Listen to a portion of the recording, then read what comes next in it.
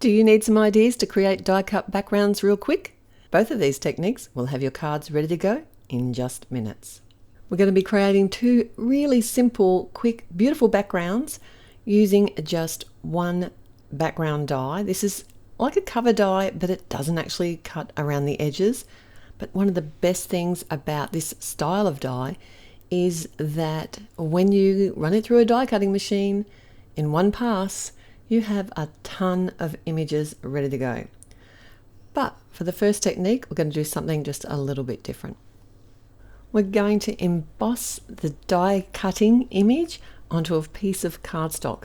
I've got some 80-pound Nina here. You can use whatever cardstock you have, and I'm adhering it to the die because it's cut exactly to size and I don't want it to shift. But if you used a larger piece, that would be easier. And here's the secret sauce. It's a silicone mat. Now, many die cutting machines come with one of these silicone mats. So if you haven't used one before, what it does is it prevents the die cutting edge cutting the paper and instead just leaving an impression on the actual cardstock itself. Now, for the sandwich that you need to use in your machine, I would just refer to the guide that you have.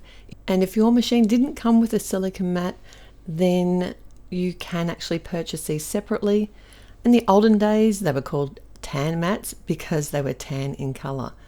But look at how amazing that impression is. And there's our first background done, except that this is a layering background and there are numbers impressed in some of the images on this piece of cardstock, and I don't really want them to show. So what I'm doing here is I've flipped the cardstock over and I'm leaning it on this silicone mat, and I'm using my Teflon bone folder. You can use a stylus or any sort of blunt pen, or like something that's got like a blunt end on it, to rub the back of the cardstock and kind of press out the portion, or the numbers in this case, that you don't want to see. They're not going to be really visible at the other end. No one's probably going to notice them, but it's just something that you can do. We're on to our second technique now, and this one we're going to create a pattern. So because this die cuts out multiple images in one pass, you've got a lot of elements to create a really quick and easy background in one pass of the die cutting machine. Although I did decide to go with 3 different colors today. I thought that'd be a lot of fun. And by choosing 3 different colors, it means that I can mix the colors up more easily on the background and make sure that the same colors aren't touching each other too much. It can help with the balance of the design itself. And what I like to do is sort of spread everything out and work on a panel of cardstock. It's cut to A2 size, so I'm not actually working on the card front here, but if that's your preference, that would work too. I typically work on a panel of cardstock. That way, if anything does go wrong, I can just chuck it away without feeling too guilty. So when I'm laying out the pieces, I usually start with the larger of the images, and I try and balance the colors around the card. By adding the larger images first, then I can use the smaller images to fill the gap. And the great thing about things like leaves is that you can cut them down to sort of fit into the design if you need to. So don't feel like you have to use the exact die cut that you've run through the machine. Have a look at it, and if you've got a gap there that's not making you happy, then you can always cut things back and then adhere something in a gap. I also like to use liquid glue a lot of the time. It just is fast drying, it's easy, and I can maneuver it just a little bit when it's on the card, but it's not particularly forgiving, and I'll show you another option shortly. And I also make sure that I hang some of the leaves over the edge of the cardstock, because that way it looks like the pattern is continuous. And it's really easy to clean up those edges just by flipping the cardstock over and cutting them away with I usually use a long straight pair of scissors. Straight, like scissors are crooked. I usually use a longer pair of scissors for this. And then I can grab any of the little extra leftover bits and kind of fill in the gaps a little bit if I feel I need to. But you don't have to use multiple colors. You can use just a single color of die cut. You can also die cut this in white and then add the white onto the white background and get an embossed look. You could also do a tone on tone, like add a colored background if you want. Or if you want to get fancy and you've got more time and you want the card to come together a little bit quicker, you can inlay die cut the images instead. But that would be a labor of love. But it will give you a similar look and it'd be a lot of fun to do.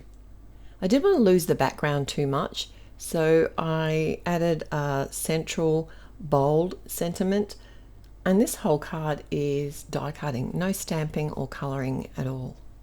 Very quick and easy to do. And I decided to add a wax seal to the second card because they're both fairly clean and simple designs, and I thought that would just add something special. I've got the mint chalk here, which is a really pretty green color, and I'm working on the silicone matte, which is a lifesaver when it comes to anything with heat and wax. The cleanup is so easy, and it also protects your work surfaces. Now I've got the mini bow wax seal stamp. It's a really cute little bow that creates the seal, and I thought the size of this is perfect for card designs. And I decided to melt more wax than I need because I might as well make a few while I'm at it, and that way they're in my stash ready to go, and I'm not getting a naked flame out near paper more often than I need to. So why we decided to add something with naked flame when we're paper crafters, but you know what, it's all about the look.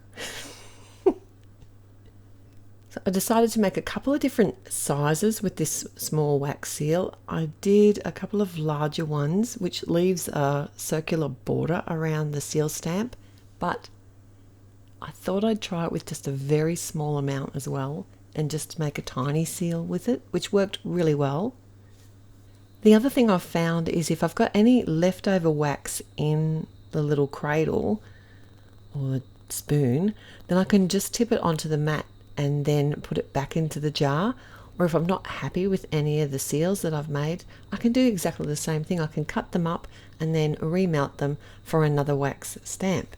So it's all very new to me. I'm still learning the wax seal, so you guys are probably all over this. And my biggest problem was how to adhere it to my card. But first I want to show you that I'm using a dotted adhesive here to add these really intricate die cut leaves and berries to the card, and it works really well. The best thing about this though, which I find over and above the liquid, is that it's repositionable, but once it sets hard. With the wax seal, I kind of looked into it, and from what I can see, foam tape is going to hold it, and so far that's working really well. I did try that on another card design with not as much luck, and then I thought maybe I could try the hot glue gun, but then does that melt the wax again? I want to know in the comments below if you can share with us your most favorite way to adhere a wax seal to a card design, other than add the wax directly to the card front, which would work beautifully too. I'm just not that confident. So let's talk about the two techniques that we've done today.